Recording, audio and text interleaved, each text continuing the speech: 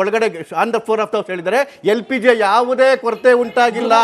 ಇವರ ಮಿನಿಸ್ಟ್ರು ಮೊದಲನೇದು, ಹಾಗಾಗಿ ಅದಕ್ಕೆ ಉತ್ತರ ಕೊಡೋ ಅವಶ್ಯಕತೆ ಇಲ್ಲ, ಯಾವುದೇ ಕೊರತೆ ಆಗಿಲ್ಲ. ಎರಡನೇದು, ಎಫ್ಸ್ಟೀನ್ ಸೈಲ್ವಿಸಲ್ಲಿ ರಾಹುಲ್ ಗಾಂಧಿ ಹೆಸರು 4 ಸಲ, ಸೋನಿಯಾ ಗಾಂಧಿ ಹೆಸರು 9 ಸಲ, ಮಹಾತ್ಮ ಗಾಂಧಿ ಅವರ ಹೆಸರು 25 ಸಲ. ಎಫ್ಸ್ಟೀನ್ ಫೈಲ್ ಅಂತ ಹೇಳಿದ್ರೆ ಸುಮಾರು 40 ಲಕ್ಷ ಮೇಲ್ಗಳು ಬೇರೆ ಬೇರೆ ವಿಚಾರದಲ್ಲಿ. ಮೋದಿ ಅವರ ಹತ್ರ ಏನು ವಿಷಯ ಹೋಗಿದೆ ಗೊತ್ತಾ? ಯಾವುದೇ ವಿಚಾರಕ್ಕೂ ಕೂಡ ಅವರ ನ್ಯಾಷನಲ್ ಸೆಕ್ಯೂರಿಟಿಲಿ ಕಾಂಪ್ರಮೈಸ್ ಆಗಲ್ಲ.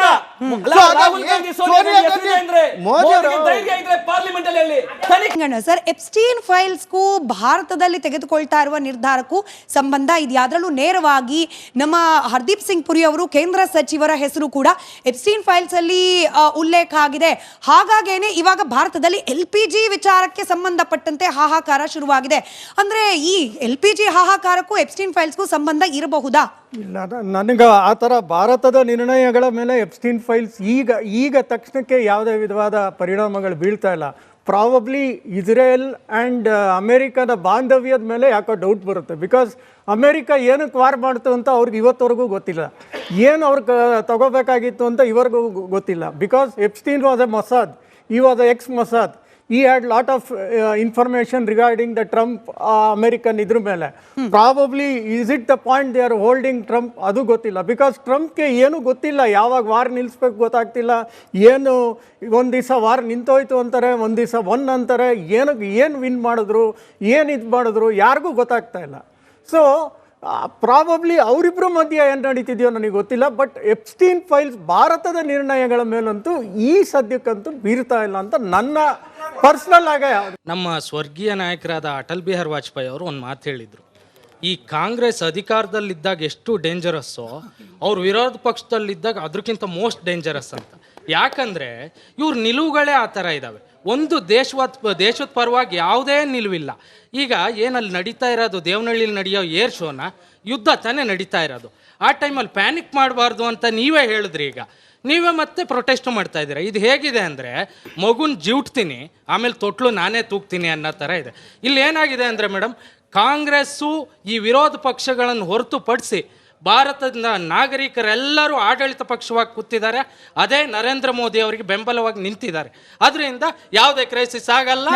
ಒಳ್ಳೆ ಪ್ರಶ್ನೆ ಇದೆ ಗೌಡ್ರೆ. ಈಗ ವಾಜಪೇಯಿ ಇನ್ನೊಂದು ಮಾತು ಹೇಳಿದ್ರು, ಬಿಕಾಸ್ ಆಫ್ ಜವಾಹರ್ಲಾಲ್ ನೆಹರು ಈ ಅಲಿಪ್ತ ನೀತಿ ಕಾರಣವಾಗಿ ನಾವು ಇಸ್ರೇಲ್ ಮತ್ತೆ ಪ್ಯಾಲೆಸ್ಟೀನ್ಗೆ ಗೌರವವನ್ನು ಕೊಡಬೇಕು, ಎರಡು ದೇಶಕ್ಕೂ ಗೌರವ ಕೊಡಬೇಕು. ಇದು ವಾಜಪೇಯಿ ಮಾತು. ವಾಜಪೇಯಿ ಎರಡನೇ ಮಾತು, ಬಿಕಾಸ್ ಆಫ್ ಜವಾಹರ್ಲಾಲ್ ನೆಹರು ನಾನು ಇವತ್ತು ಬದುಕಿದ್ದೀನಿ.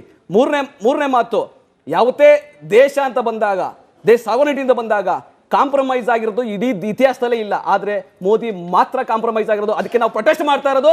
ಅದಕ್ಕೆ ಮೋದಿ ಇಳಿಯೋವರೆಗೂ ಕೂಡ ಪ್ರೊಟೆಸ್ಟ್ ಮಾಡ್ತೀವಿ, ಮತ್ತೆ ರಾಹುಲ್ ಗಾಂಧಿ ಪ್ರಧಾನಮಂತ್ರಿ ಮಾಡ್ತೀವಿ. ಈ ಮಾತೇನಂತ ಹೇಳಿದ್ರೆ, ಯಾರಾದ್ರೂ ಕಾಂಗ್ರೆಸ್ ಅವರು ಮೋದಿ ಅವ್ರ ಬಗ್ಗೆ ಮಾತಾಡ್ಬೇಕಾದ್ರೆ ಅವ್ರಿಗೆ ಅಡ್ಡ ಬರಕ್ ಹೋಗ್ಬಿಡಿ. ಯಾಕೆ ಅಂತ ಹೇಳಿದ್ರೆ ಅವ್ರ ಬಗ್ಗೆ ಮಾತಾಡಿದಾಗೆಲ್ಲ ನಮ್ಗೆ ಓಟ್ಗಳು ಜಾಸ್ತಿ ಆಗ್ತದೆ. ಸೊ ಹಾಗಾಗಿ ಮಾತಾಡಿ. ಚಿತ್ತಲೆ ಸರ್, ಈಗ ಮನಮೋಹನ್ ಸಿಂಗ್ ಅವರ ಕಾಲದಲ್ಲಿ ಏನೋ ನಿರ್ಧಾರ ತೆಗೆದುಕೊಂಡಿದ್ರು, ಅದಕ್ಕೆ ಈಗಲೂ ಕೂಡ ಬದ್ಧವಾಗಿರ್ಬೇಕು. ಅಥವಾ ಇಂದಿರಾ ಗಾಂಧಿ ಅವರ ಕಾಲದಲ್ಲಿ ಯಾವುದೋ ನಿರ್ಧಾರ ತೆಗೆದುಕೊಂಡಿದ್ರು, ಯಾವುದೋ ದೇಶಕ್ಕೆ ಸಂಬಂಧಪಟ್ಟಂತೆ ಈಗಲೂ ಹಾಗೆ ಇರಬೇಕು. ಅಥವಾ ಅಟಲ್ ಬಿಹಾರಿ ವಾಜಪೇಯಿ ಅವರು ಇಸ್ರೇಲ್ ಇರಾನ್ ಕುರಿತಾಗಿ ಹಿಂಗೆ ಹೇಳಿದ್ರು, ಈಗಲೂ ಹಾಗಿರ್ಬೇಕು. ಅಂದ್ರೆ ಜಿಯೋ ಪಾಲಿಟಿಕ್ಸ್ ಅಲ್ಲಿ ಇದಂ ಇತ್ತಂ ಅನ್ನೋ ಸೂತ್ರ ಸಾರ್ವಕಾಲಿಕವಾಗಿ ಇರ್ಲಿಕ್ಕೆ ಸಾಧ್ಯನಾ ಅಂತ ಸೇಮ್ ಪ್ರಶ್ನೆ ಗಿರಿ ಸರ್ ಹತ್ರನೂ ಉತ್ತರ ಬೇಕು. ಮೊದಲು ನೀವು ನೋಡಿ, ಡಿಪ್ಲೊಮೆಸಿ ಈಸ್ ಎ ಪ್ರೊಸೆಸ್. ಇವತ್ತು BJP ಸರ್ಕಾರ ಇದೆ, ಅವ್ರದ್ದು ಡಿಪ್ಲೊಮೆಸಿ ಬೇರೆ, ಕಾಂಗ್ರೆಸ್ ಸರ್ಕಾರ ಇದೆ, ಡಿಪ್ಲೊಮೆಸಿ ಬೇರೆ ಇಲ್ಲ. ಪಂಚಶೀಲ ಕಾಂಗ್ರೆಸ್ ಮಾಡಿತ್ತು, ಅದನ್ನು ಈಗೂ ಕೂಡ ಚಾಲೂ ಇದೆ. ನಾನ್ ಅಲೈನ್ ಮೂವ್ಮೆಂಟ್ ಇಂದಿರಾ ಗಾಂಧಿ ಅವರು ಮಾಡಿದರು. ಈಗಲೂ ಕೂಡ ಈ ಯುದ್ಧದಲ್ಲಿ ನಾವು ನಾನ್ ಅಲೈನ್ಡ್ ಇದ್ದೇವೆ. We are separate from Iran, we are separate from USA, we are separate from Israel, but we are looking at our own interest. ನಮಗೆ ಎಣ್ಣೆ ಎಲ್ಲಿ ಬರ್ತಿದೆ, ನಮಗೆ ಟೆಕ್ನಾಲಜಿ ಎಲ್ಲಿ ಬರ್ತದೆ, we are following the non alignment movement.